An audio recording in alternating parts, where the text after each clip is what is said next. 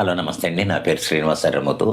ఈరోజు ఈ వీడియో ఎందుకు చేస్తున్నానంటే, మొన్న 'శివాజీ' గారు 'దండోర' సినిమా ప్రమోషన్ సమయంలో కొన్ని మాటలు చాలా మంచి మాటలు చెప్పినా సరే, అందులో 2 పదాలు కొంచెం తప్పుగా అనిపిస్తాయి. అందరికీ అనిపిస్తాయి.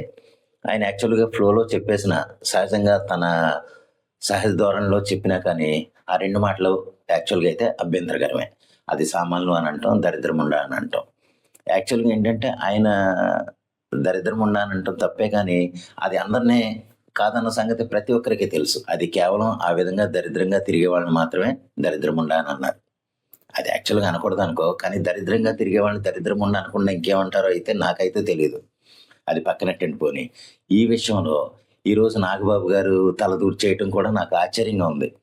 ఎందుకంటే ఏదైనా మంచి చెప్తుంటే, మంచి చెప్పేటప్పుడు ప్రతిసారి మనం భగవద్గీతే చెప్పం. కొన్ని నా సాధారణ ఉదాహరణ చెప్తేనే గాని తెలీదు. అర్థం కాదు. ఇదివరకు మాకు తెలుగు మాస్టర్ ఒకాయన ఉండేవారు. ఆయనేమనేవారంటే, "తేరగా వత్తే తెల్లవార్లు" చిన్న బూతు మాట అన్నమాట అని అనేవారు. అది ఆ మాటకి ఆ విధంగా ఉదాహరణలతో చెప్తేనే కానీ మనకర్థం కాదు. దానికోసం ఏంటంటే నాగబాబు గారు లాంటి వాళ్ళు దిగటం మంచిదే. ఓకే. మంచి చెప్పాలన్న ఉద్దేశంతో దిగితే పర్వాలేదు. కానీ ఏంటంటే కేవలం ఆడవాళ్ళకి హక్కులున్నాయి, స్వేచ్ఛలున్నాయి, అది ప్రాథమిక హక్కు. ఇటువంటి మనం వెనకేసుకొస్తే గనక ఆ చెడ్డ మాటలనే పట్టుకొని వెనకేసుకొస్తే ఆళ్ళని మంచి మాటలు చెప్పేవాళ్ళు కూడా ఉండరు. యాక్చువల్‌గా మీరైనా మీ వయసుకు తగ్గట్టు మంచి మాటలు చెప్పొచ్చు. అలా కాదమ్మా నువ్వు ఇలాగుండాలి, అలాగుండాలని చెప్పొచ్చు. అది తప్పు కాదు. అదేమీ కాంట్రోవర్సీ కాదు, రాజ్యాంగ విరుద్ధం కాదు. కానీ ఏంటంటే కరెక్ట్‌గా మంచి చెప్పేవాళ్ళని కూడా అంటే కరెక్ట్‌గా మంచి చెప్పేవాళ్ళని కూడా ఆళ్ళని విమర్శించి వాళ్ళని తక్కువ చేసే విధంగా మాట్లాడుతుంటే రేపనే రోజు మంచి చెప్పేవాడే ఉండడు. మన ఇంట్లో కొంతమందిని పెట్టుకొని వాళ్ళ ఇష్టం వచ్చినట్టు తిరుగుతున్నారు గదని సమాజం అంతా అలా తిరగాలనుకోవటం చాలా తప్పు నాగబాబు గారు. ఎందుకంటే అందరూ కొంతమంది చాలా పద్ధతిగా తిరగాలనుకుంటారు. ఆ పద్ధతిగా తిరిగేవాళ్ళు కొంతమందిని ఏమంటారంటే 3 నెలలకే పెళ్లి చేసుకొని మొగుడిని వదిలేసిందంటారు. మొగుడిని వదిలేసేయడానికి రకరకాల కారణాలుండొచ్చు. కాదంట్లేదు. కానీ ఏంటంటే అదే విషయంలో కొంత ఆళ్ళకి మంచి విషయాలు చెప్పి, మంచి మాటలు చెప్పి లేదా చిన్న కౌన్సెలింగ్ లాగా ఇప్పించుంటే గనక ఆళ్ళింకా కలిసి ఉండేవారేమో. ఇప్పుడు గాలికి తిరుగుతున్నట్టుగా ఉండటం అనేది సమాజంలో మంచిది గాదు. ఎంతసేపు భార్యాభర్తలుగా కలిసుంటేనే అందం. ఇప్పటికే కోలైవులు పెరిగిపోయినాయి. కోలైఫ్‌లు పెరిగిపోయినాయి. సహజీవనాలు ఇంకా ఒక రకం చెత్త గాదు. ఎందుకంటే ఊళ్ళో ఎక్కడి నుంచో వచ్చి ఆళ్ళకి తెలియకుండా రకరకాల తిరుగుళ్ళు తిరుగుతున్నారు. అది మనం రకరకాల తిరుగులు తిరుగుతున్నారని నేను కూడా అనకూడదేమో. ఎందుకంటే ఆళ్ళకి స్వేచ్ఛ లేదా? ఆళ్ళిష్టం అలా తిరుగుతారు అని అంటారు. కానీ ఏంటంటే అది చాలా తప్పు. చివరికి ఏమవుతదంటే బరి తెగించి ఒక ప్రాస్టిట్యూట్ కింద తయారైపోయే పరిస్థితికొచ్చేసింది.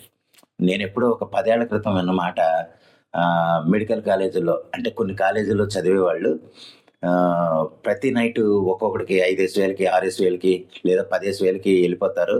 ఆ విధంగా సంపాదించిన డబ్బులతోనే వాళ్ళ ఫీజులు కట్టుకుంటారు, ఐఫోన్‌లు కొనుక్కుంటారనేసి చాలా విమర్శనాత్మకమైన మాటలు నేను విన్నాను. అయ్యెందుకొచ్చేసినియి? స్వేచ్ఛ పెరిగిపోయి వచ్చేసినియి. స్వేచ్ఛ బాగా ఎక్కువైపోయి, వాళ్ళకున్న హక్కులు ఎక్కువైపోయాయి. మేమలా తిరగకూడదా? మేమలా తిరిగితే ఏంటి? నాకు ఆ వయసు రాలేదా? అన్న అన్న విషయాల మీద స్వేచ్ఛ పెరిగిపోయి, ఆ విధంగా బరితెగించడం అయిపోతుంది. అది చాలా తప్పు నాగబాబు గారు. మీరేదన్నా చెప్తే చాలా మంచి మాటలు చెప్పాలి. వాళ్ళకున్న ప్రాథమిక హక్కు వాళ్ళకుంది. మనమెవరో చెప్పడానికని ఎనకాలే కూర్చుంటే గనక, మామూలుగా పెరిగే మనిషికి, ఒక బాధ్యత గల పదవిలో ఉన్న మనిషికి పెద్ద తేడా ఉండదు. ఎందుకంటే అతి సామాన్యుడుకిని మనకి చాలా తేడా ఉంది. ఎందుకంటే ఒక హోదాలో ఉన్నప్పుడు, ఆ హోదాకు సంబంధించిన మంచి మాటలు మనం చెప్తా ఉండాలి. దానివల్ల 100 మందిలో కనీసం ఇద్దరు, ముగ్గురన్నా మీరు చెప్పే మాటలు ఆచరిస్తారు. ఆచరించడానికి చూస్తారు. మనం చెప్పినంత మాత్రాన ఆచరిస్తారా అని అనుకుంటే గనక అది అమాయకత్వమే. ఒక్కోసారి అది కష్టంగా ఉన్నా సరే మంచి చెప్పడానికే ప్రయత్నించాలి. కొన్ని మాటలు ఉదాహరణలతో చెప్పేటప్పుడు అవేంటో చెప్పడానికి అసలు మాట చెప్పలేనప్పుడు మనం వేరే మాటలు వాడాల్సొస్తది. అది పల్లెటూరులో సహజంగా ప్రతి 100 మందిలో 95 మంది ఆ మాటలే వాడతారు. అందువల్ల ఏంటంటే సహజంగా మన మాటలు అలా వచ్చేస్తాయి బయటికి. అంతకంటే నీచంగా మాట్లాడేవాళ్ళుంటారు. ఇంకా అది మనం బయట పబ్లిక్‌లో మాట్లాడకూడదు గానీ, కానీ ఏంటంటే ఎప్పుడైనా సరే ఒక మంచి చెప్పిన అతనికి సపోర్ట్‌గా అనండి. పోనీ సపోజు శివాజీ నువ్వు ఆ సామాన్లు అనటం బాలేదు.